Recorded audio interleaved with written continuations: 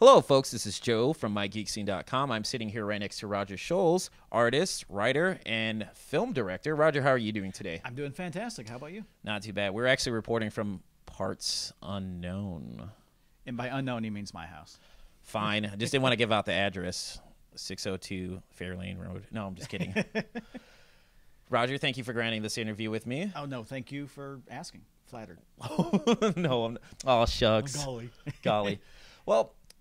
I originally met you at the Grand Rapids Comic-Con last year, and I came across your artwork, and I thought it was pretty cool. A lot of the themes that I noticed by your artwork are hot rods, monsters, pinups, and horror.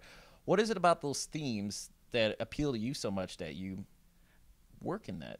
You know what? It's part of my whole concept for art in general. As long as you draw what you know and love, you'll be happy. It's not a job. And, you know, it's like... Writers, authors always say, you know, write what you know. You know, same should go for illustrators. I draw what I know. I know that I love monsters, creepy things, horror, hot rods, pinups. I stick with what I love. Okay. Because I was surprised I didn't see any rat finks on there since you did hot rods and monsters, sir. Cliched. Cliched? And nothing against my fellow brethren in the hot rod illustrating world, but there are a lot of people that do monsters and hot rods ever since Big Daddy Ed Roth. So I let them do that. So I enjoy hot rods and rat rods for what they are in their purest, most perfect sense. I love monsters for what they are. So rarely do I cross those two over. Okay. When you do monsters, it seems like you focus on the classic horror monsters, like obviously the Frankenstein's monster based off of, I want to say, Boris Karloff. Boris Karloff, which is actually part of the original Universal cycle. Jack Pierce created that makeup and created that iconic flat head and bolts in the neck. Okay. Yeah, because recently I interviewed, I was like, what's this have to do with the interview? I interviewed a makeup artist, and he actually had the Boris Karloff flathead Frankenstein's monster already created up. So it's funny how those things tie in together. Oh, yeah. I grew up on the Universal Monster movies. Yeah, as a little kid growing up in the 70s, every Saturday night was Shock Theater at midnight, and it showed old, you know, Frankenstein versus the Wolfman and Creature from the Black Lagoon. I grew up on those. But then again, I also grew up in the 80s video era, so slasher movies. Equal parts of Texas Chainsaw, so... Is there a preference between the two? No. Okay. Dumb question, but I had to ask that one. It's, you know, that's one of those things in the horror genre that is very different than, let's say, the comic realm. In the comic world, you've got, you know, camps. You've got the DC camp who hate the Marvel camp, who, you know, there's the anime dub camp against the subtitle camp. There's all these conflicting camps. The horror genre, and it's very evident in the horror conventions, it's universal. It goes across all the boards. At my table at horror conventions, I'll have a 20-something splatterpunk who loves, you know, Japanese and Asian torture porn next to a 70-year-old man who loves Hammer films from England in the 50s, and they'll sit and talk for hours. So it's a broad love. It doesn't conflict within itself. Okay. Do you draw your, I mean, obviously horror movies you can draw your influences from. Do you draw your influences from music as well? Like such bands that use horror as a backdrop? Bands such as Lordi from Finland, Portal from Australia? I do, and it's interesting a lot of times when I draw or really get into doing some art, I'll do one of two things in the background. I'll either put in a score from a film, okay, which I have a huge collection of film scores, which I love score music because it's great background. Or I'll put in music, especially something that has a theme like that, and it's kind of just fuels that fire a little bit. And yeah, I mean, and even that goes back and forth. You know, I do a lot of fan fiction art, you know, based on existing characters, and I do a lot of just off the wall, out of my head stuff. Okay. Well, speaking of music, I guess this will segue into the next question. Originally, when I met you, I purchased a book from you called The Metal Gods. Yes. Obviously, you're filmmaking. We'll touch upon that later in this interview. But were you planning on continuing the Metal Gods books, like not necessarily gods per se, but some of the more interesting characters from the metal and rock world, such as Papa Emeritus from Ghost, the Curator from Portal, the vocalist for Lordi, and hell, even people from the black metal scene, like Abath from Immortal, with the corpse paint. I've thought about it. The whole concept behind the Metal Gods book. Even Al Jorgensen, who I just saw 2 days ago, or 3 days ago now, but the Ministry concert. Love Al. And I'm a hardcore metal guy. I mean, I have Alice Cooper tattooed on my arm. Alice is an obsession with mine. Has been since 1977. I have to throw this out there real quick. Have you met Alice Cooper? Many times. Okay. It's so bad that backstage he goes, "Hey, it's you. I saw you out in the crowd tonight." And that's happened. Well, that's awesome. It is pretty awesome. The fact that you can connect with somebody that you've admired and then they recognize you and actually show not necessarily affection, but they're happy to see you. Yeah. I mean, there's not a connection, but not like on Wayne's World, like exactly. I only get one wave. The Metal Gods book came out of a situation. I do obviously the horror convention circuit. Local events I'll pop into, part of the local art scene. And I was contacted by an organization called Mosh Pit Nation. Okay, yeah, Jen. Plug. Jen Lorensky. Or Jen Mosh Pit. Don't kill me, Jen. Excellent website. Yeah. She got a hold of me because they do the Battle of the Bands every year, the heavyweights. Yes. And she asked if I wanted to come and be a vendor and sell art because, again, monsters, hot rods, and pinups cross over very well into that crowd. Quite a crossover.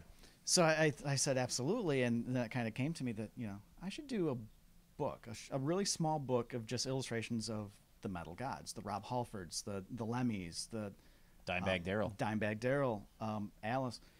So I did this small book just for that event, and it really has kind of taken off.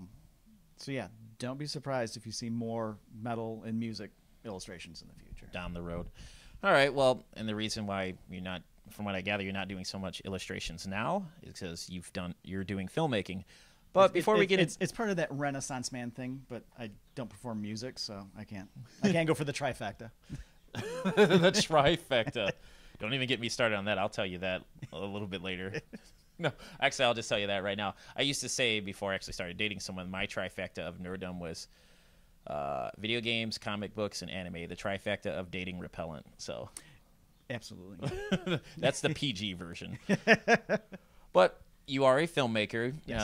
From what I understand, you have one under your belt called Meat Puppets. Could you tell us about that? Meat Puppets is an interesting animal all by itself. I was approached by a friend of mine who had written this a screenplay, a fairly lengthy screenplay, and said, "Would you want to direct this?" I've wanted to direct since I was a little kid. Interesting story that's never been caught on film. This is a first. And it's kind of funny. I had the recollection actually recently. In first grade, we had an assignment, draw what you would like to be when you grow up. And I had recently seen, I stayed up a little too late as a first grader, but I'd seen an episode of Fantasy Island where someone went to the island wanting to be an actress. And I connected with the guy directing this fake movie on Fantasy Island. So I remember in first grade, I drew a thing of like a fight scene and cameras and lights, and the guy sitting in the chair pointing and telling them what to do was the director, and I drew the arrow, and that's what I wanted to be. Awesome. So, yeah, I got asked if I wanted to direct, so it took no arm twisting whatsoever to get me to do that. I rewrote the screenplay, wrote it down to something that was manageable because we shot the film for $70. 50 of which to catering. Yep. And basically, Meat Puppets is a jab at bad independent horror films. All the cliches are there. All the expectations are there. All the bad independent filmmaking habits, the showing too long of scenes, not editing. Unfortunately, a lot of independent filmmakers feel that if they shoot 6 hours of video, they want to have all 6 hours of video in the movie. Which makes for boring filmmaking. For one movie, yeah, that would be. Yeah. And I was shooting for a 13-minute long film, so I didn't want to put but the beginning has to drag out, and it has to have all those cliches and all those things that you expect, because there is a twist, and I have to turn it on the audience somehow. And I love that thing because it was my baby. It was my first one. I gave it some legs, took it on the road with me to the convention circuit and the film festival circuit, and it grew into a cult film. It's shown all over the country. It's got a life of its own. It's kind of interesting. Excellent. Well, from what I gather, the current film that you're working on right now, is it Sideshow? Sideshow. Could you tell us about that film? Sideshow is based completely on a script I wrote. I'm producing and directing with my company, Allied Productions. Sideshow is an anthology. Harkens back to, even going back so far into the 40s, a British film called Dead of Night, which was the first real horror anthology where people were gathered around, they started telling stories, and each of those stories took a life of its own within the movie. That evolved up into the Amicus films, like The House That Dripped Blood, Tales from the Crypt, Vault of Horror, and then up into the 80s with Creepshow. I love the idea of getting multiple stories within one package. And I enjoy writing short stories. I personally, as a writer, go more towards the Rod Serling end. Okay. I love suspense and a twist. Within shorts, that's easy to do. Just build up a quick scenario and then twist. So I wrote Sideshow as an anthology, and it all takes place within a sideshow environment, Freak Show tent. And within the tent, there are certain trinkets and items of curiosity, which the Barker will start to talk about, and that dissolves into a film, into a short story. And then we get pulled back into the sideshow, and we see the next exhibit, and we go into another story. So, how long will the anthology be? The film will run approximately an hour and a half. It'll hit feature length. We're about of the third of the way through production right now. That would have been the next question, like when you think this will be out. Looking to wrap by the end of September 2015. So realistically, we could actually have a 2015 release because we're editing as we're going. So. Okay.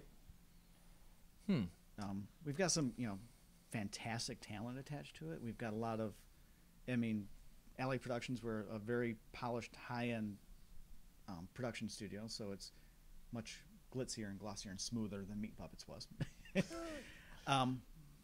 But yeah, the talent that's in front of the camera has been fantastic. But a nice mix. My favorite thing, I love very seasoned professional actors and actresses and people who have never acted before in their lives. Like a melting pot of acting? And they both make each other better, and it's amazing. Okay. Well, Roger, if people are interested in checking out your artwork or finding out more about you or the upcoming film, where can they find you online on the interwebs? Oh, they have that on computers now, Yeah, I know. Really? Oh, my goodness. No more Morse code? No more. Yes. I'm a manipulator of Facebook. Okay. Again, kind of like the art thing. If I had an established website, then it would feel like a job. But tell me about it. But I'm easy enough to find on Facebook under Roger Scholz. Used to be Illustrator Roger Scholz, but the Facebook Nazis deemed that was not my real name, so I had to change that. So I branded myself for years, and now that's gone. But Roger Scholz for myself. There's a dedicated webpage or Facebook page just for the art called Wicked Illustration. And the two films, Meat Puppets and Sideshow Movie, both have their own Facebook pages as well. Okay. All right. Well, Roger, thank you for granting me this interview. I appreciate it. Thank you very much. Shucks. You say that to everyone. Come on. All right, folks. This is Joe from MIGeekScene. Take it easy. Take care.